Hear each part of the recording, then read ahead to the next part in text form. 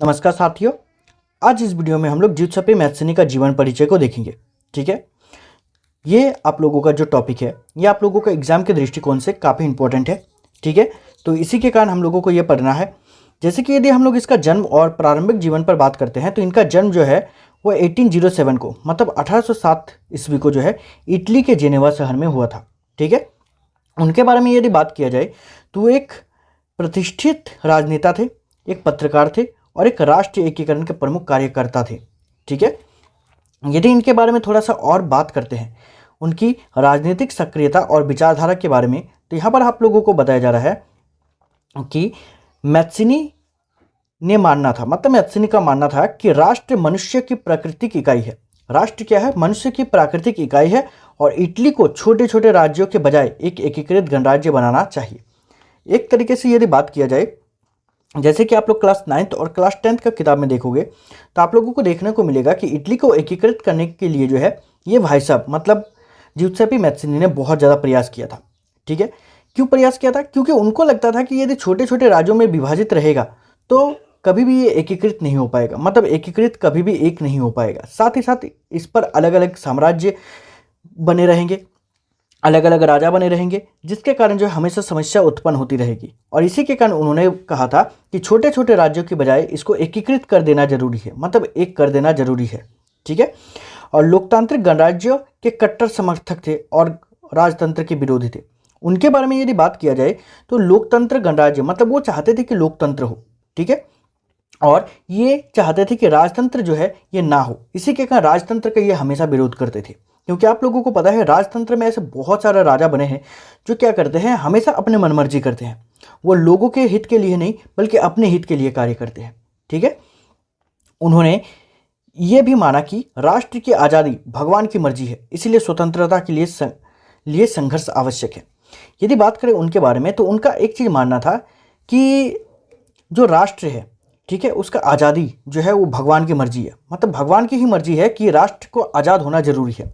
और इसी के कारण उन्होंने क्या किया, स्वतंत्रता के लिए हमेशा संघर्ष किया और दूसरों को भी कहा कि स्वतंत्रता के लिए संघर्ष करना आवश्यक है।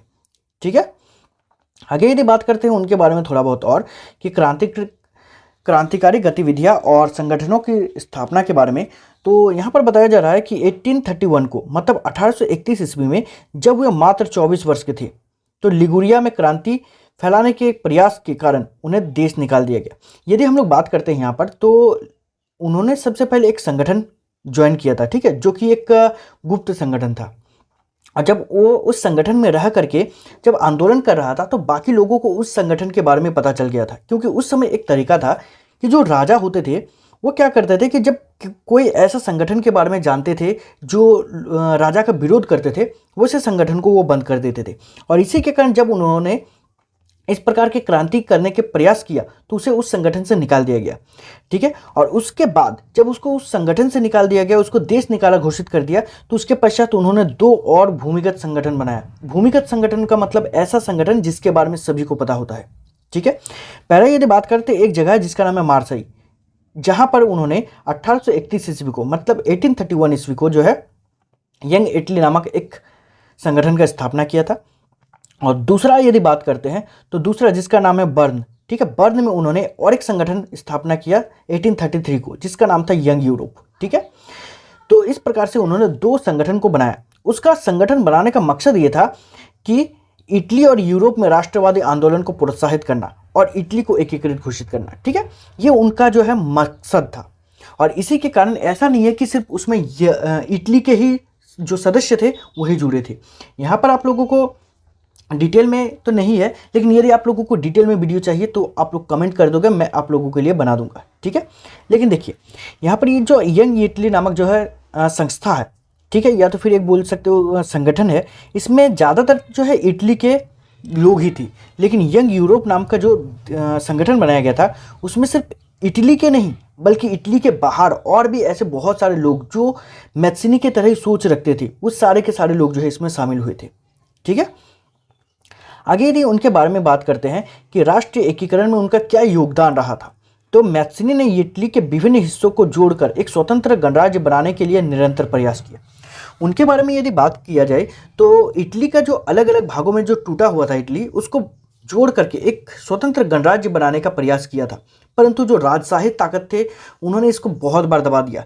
ठीक है, मतलब राजा ने अपने सेना का यूज करके जो है उनका जो कार्यकर्ता थे उनको मारा, उनको पीटा, उनको जेल में डाला, यहाँ तक कि जो है उनका जो भी आंदोलन था उसको पूरी तरीके से दबा दिया गया।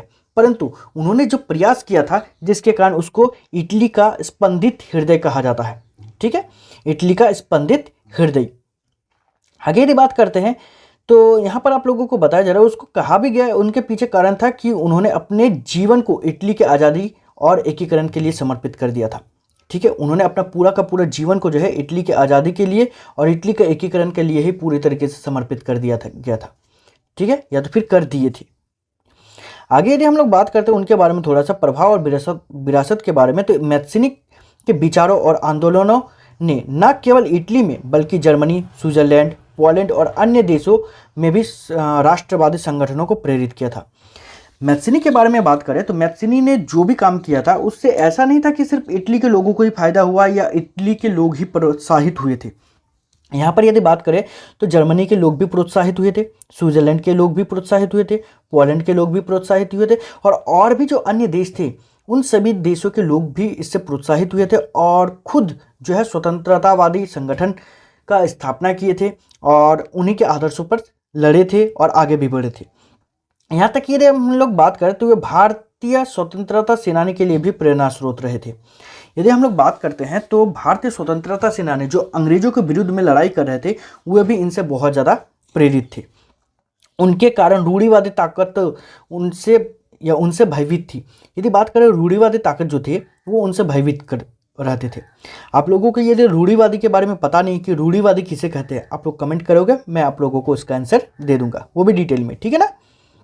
चलिए अगला यदि हम लोग बात करते हैं उनके मृत्यु के बारे में, तो जिउसेप्पे मैत्सिनी का निधन होता है 10 मार्च 1872 को। ठीक है, मतलब 10 मार्च 1872 को जो है उनका मृत्यु हो जाती है पीसा नामक एक शहर में जो कि इटली में ही है। ठीक है, इटली के पीसा नामक शहर में उसकी मृत्यु हो जाती है। ठीक है, अगला यदि आप लोगों को कोई टॉपिक चाहिए, ठीक है, आप लोग कमेंट कर दोगे, मैं उस टॉपिक पर वीडियोज बना दूंगा। ठीक है, तो इस वीडियो में इतना ही, मिलते हैं नेक्स्ट वीडियो में, तब तक के लिए बाय, थैंक यू।